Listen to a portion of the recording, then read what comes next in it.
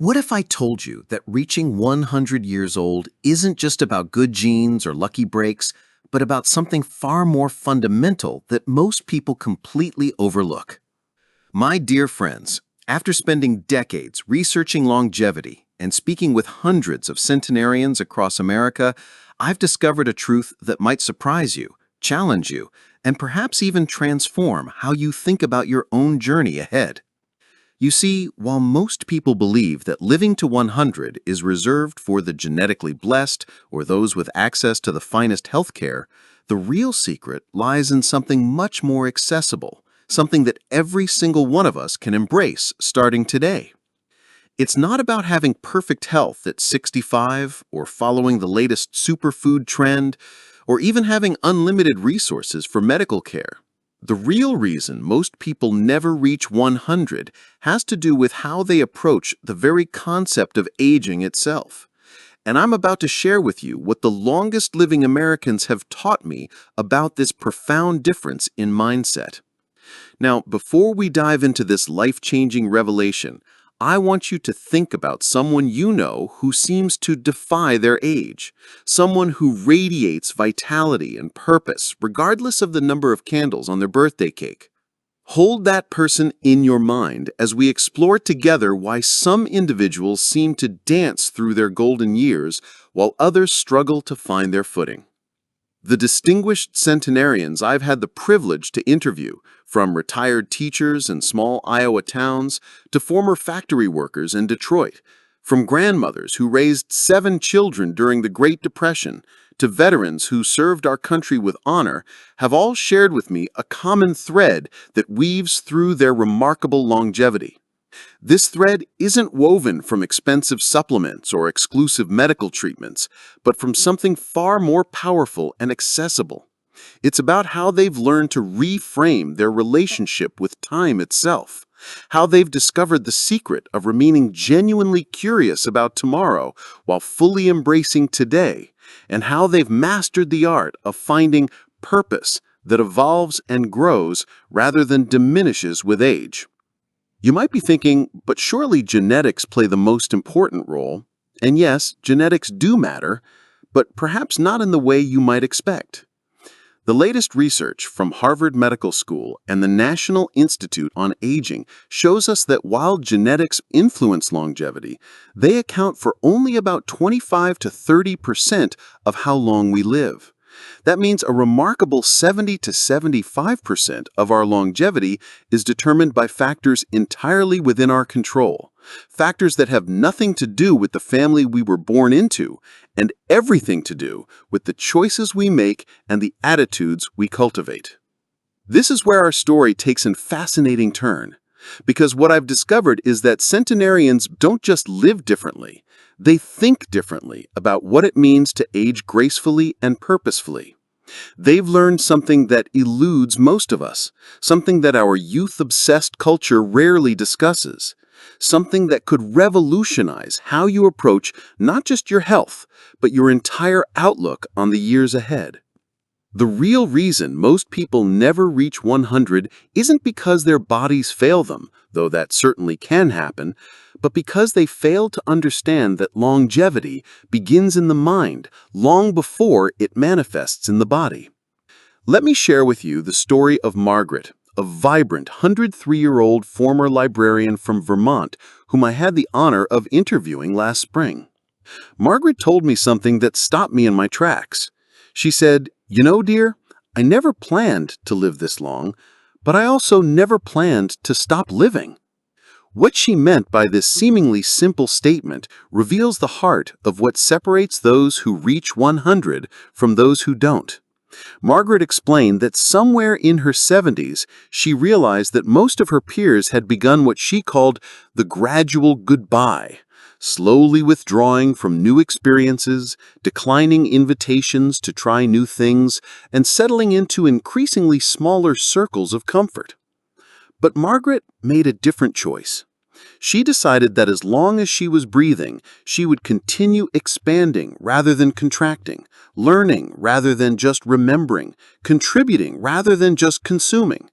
At 85, she learned to use a computer so she could email her great-grandchildren. At 92, she started a book club at her senior center. At 98, she began volunteering to read to children at the local elementary school, creating connections that spanned nearly a century of life experience. Margaret's secret, and the secret shared by virtually every centenarian I've studied, is that they've learned to see aging not as a process of loss, but as a process of continuous becoming. They understand something that modern science is just beginning to prove, that the human brain and spirit are remarkably plastic, capable of growth, adaptation, and renewal well into our hundreds. This brings us to what I call the purpose paradox, a phenomenon I've observed in every single person I've met who has lived past 100.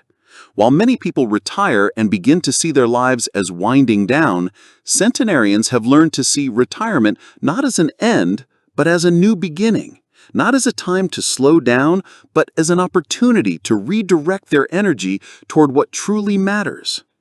They've discovered that having something meaningful to wake up for each morning isn't just psychologically beneficial, it's literally life-extending.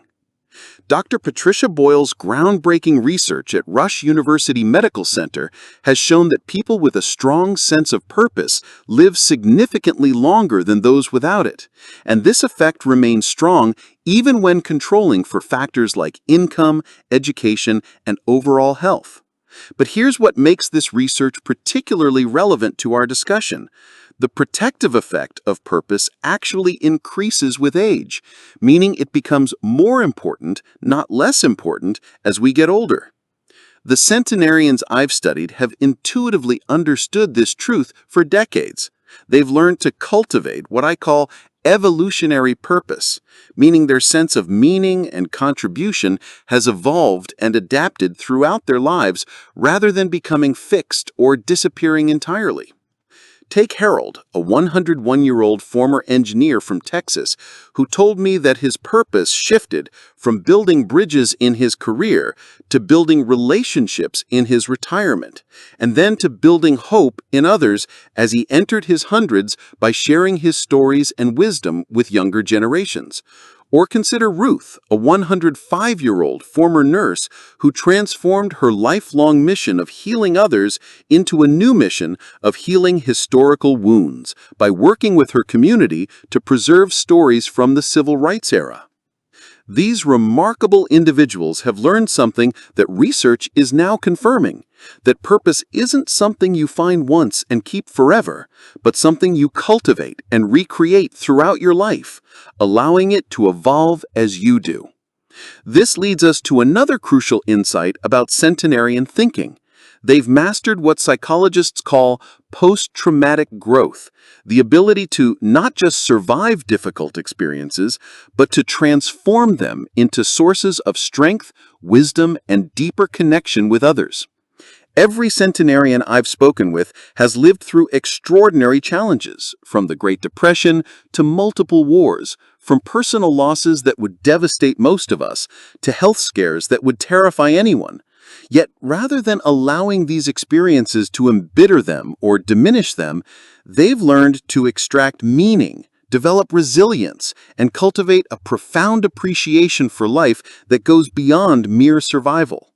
They understand that suffering, while never welcomed, can become a teacher if we're willing to learn from it, and that every challenge overcome becomes a source of strength for the challenges ahead.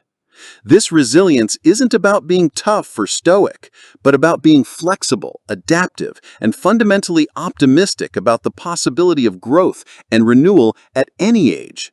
Maria, a 102-year-old former seamstress who immigrated to America with nothing but hope and determination, told me, "Every problem I solved made me stronger for the next problem, and every joy I experienced made me more grateful for the next joy." Life isn't about avoiding difficulties, it's about learning to dance with them. This wisdom reflects what researchers call emotional regulation, the ability to maintain emotional balance and positive outlook even in the face of adversity, a skill that appears to be crucial for longevity, and one that can be developed at any age. Now, you might be wondering about the physical aspects of reaching 100, and certainly taking care of our bodies matters tremendously. But here's what's fascinating. The centenarians I've studied don't obsess over their health in the way that many younger people do.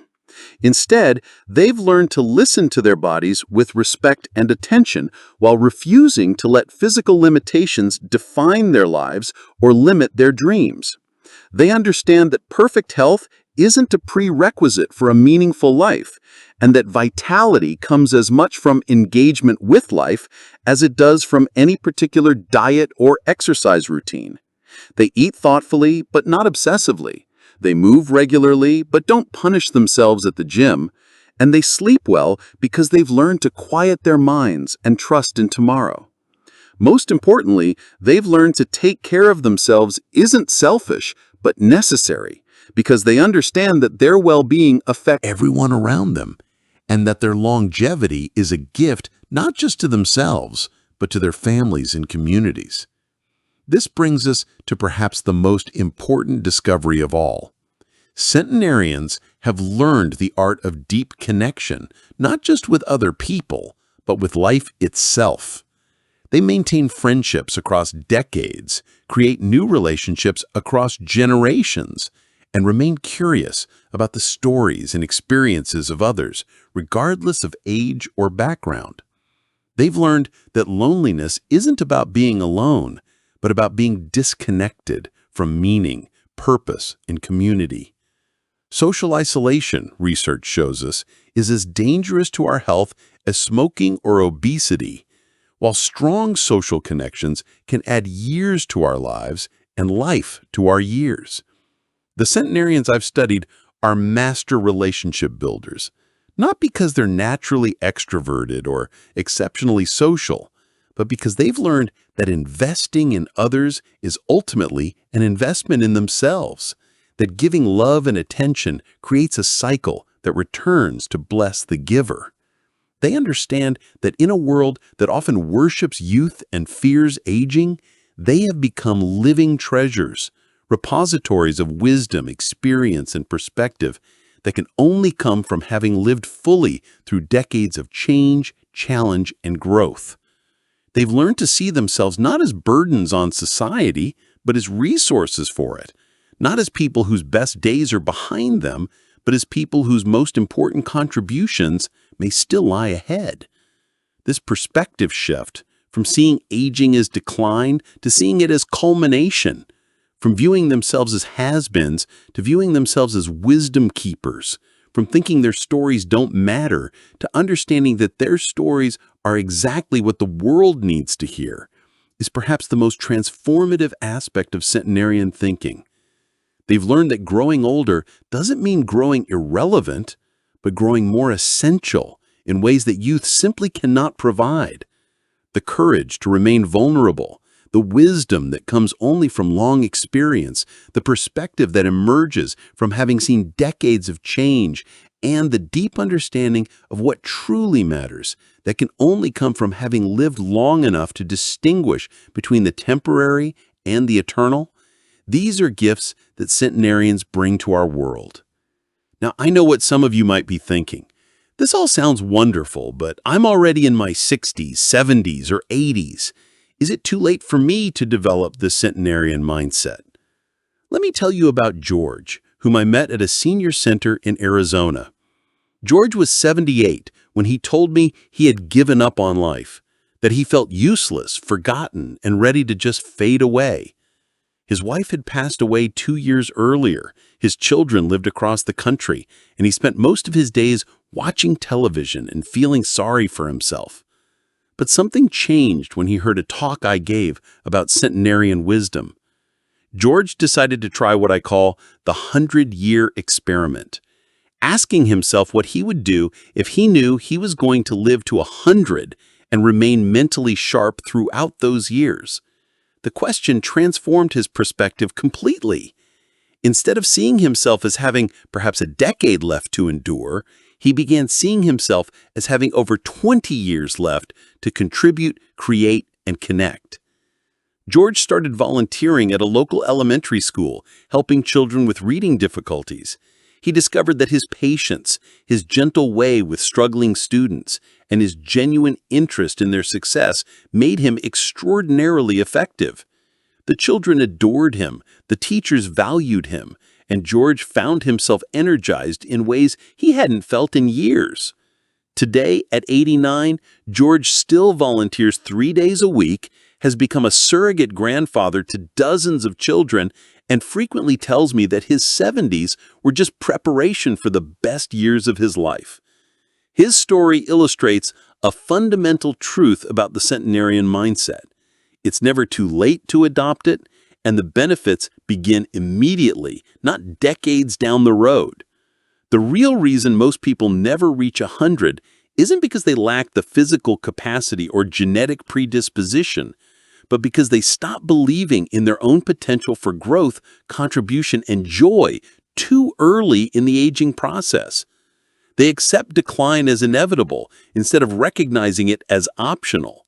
They embrace limitation instead of seeking adaptation, and they focus on what they can no longer do instead of discovering what they can still become. Centenarians have learned that aging is not about gradually saying goodbye to life, but about gradually saying hello to wisdom, depth, perspective, and forms of contribution that are only possible with the gift of years. They understand that while youth has its advantages, age has its own unique gifts, and that a life well lived isn't measured by how long we manage to stay young, but by how fully we embrace the privileges and possibilities of every stage of our journey. The research supports this wisdom in remarkable ways. Studies of the world's longest-lived populations, from the blue zones of Sardinia and Okinawa to the mountain villages of the Caucasus, consistently show that the people who live longest and healthiest lives share common characteristics that have nothing to do with access to advanced medical care and everything to do with mindset, purpose, community, and a deep engagement with life that continues to deepen rather than diminish with age. These populations don't fear aging, they honor it. They don't see older adults as burdens, they see them as treasures. They don't rush to push their elders aside, they keep them central to family and community life, recognizing their wisdom, experience, and perspective are irreplaceable resources for navigating life's challenges and celebrating life's joys. As we near the end of our time together today, I want to leave you with what I call the Centenarian Challenge, a simple but powerful way to begin adopting the mindset that could not only add years to your life, but transform the years you have left into the most meaningful and fulfilling of your entire journey. The challenge is this: starting today, begin to see yourself not as someone whose best years are behind you, but as someone who is just entering the most important phase of your life, the phase where everything you've learned, every skill you've developed, every relationship you've built, and every challenge you've overcome can be transformed into wisdom, contribution, and deep satisfaction that goes far beyond anything you may have experienced in your younger years. Begin to ask yourself, not how much time do I have left, but what am I being called to do with the time I have been given? Start to see your age not as a limitation, but as a qualification, not as something that disqualifies you from making a difference, but as something that uniquely qualifies you to make the kind of difference that only someone with your experience, perspective, and hard-won wisdom can make. Look for ways to share your stories, your skills, and your insights with others, understanding that in a rapidly changing world, the perspective of someone who has lived through decades of change is invaluable. Consider the problems in your community, your family, or your world that could benefit from the unique combination of patience, wisdom, and freedom from many of life's earlier pressures that you now possess. Think about the young people in your life who could benefit from your mentorship, the peers who could benefit from your friendship, and the causes that could benefit from your involvement. Remember that every centenarian I've studied has told me that their most important work, their deepest relationships, And their greatest contributions came not in spite of their age, but because of it. Not by trying to recapture their youth, but by fully embracing the gifts that come with having lived long and observed much. The real reason most people never reach 100 isn't because they stop living long before they stop breathing. They stop growing long before they stop aging, and they stop contributing long before they lose the capacity to make a difference. But it doesn't have to be that way for you. The choice to adopt the centenarian mindset, to see aging as an adventure rather than a decline, to view your accumulated years as assets rather than liabilities, and to approach each day with the curiosity, purpose, and engagement that characterize those who live longest and best. This choice is available to you right now, regardless of your current age or circumstances. Your journey towards 100 begins not with a visit to the doctor or a trip to the health food store, though those things certainly have their place, but with a fundamental shift in how you see yourself, your potential, and your purpose in the years ahead. The centenarians are waiting to welcome you into their ranks, not someday in the distant future, but today, as you begin to think, dream, plan, and live with the wisdom they've discovered. That the best years of your life may still be ahead of you, that your most important work may still be waiting to be done, and that reaching 100 is not about surviving to an old age, but about thriving through every age, growing through every challenge, and contributing through every stage of the remarkable journey we call a human life.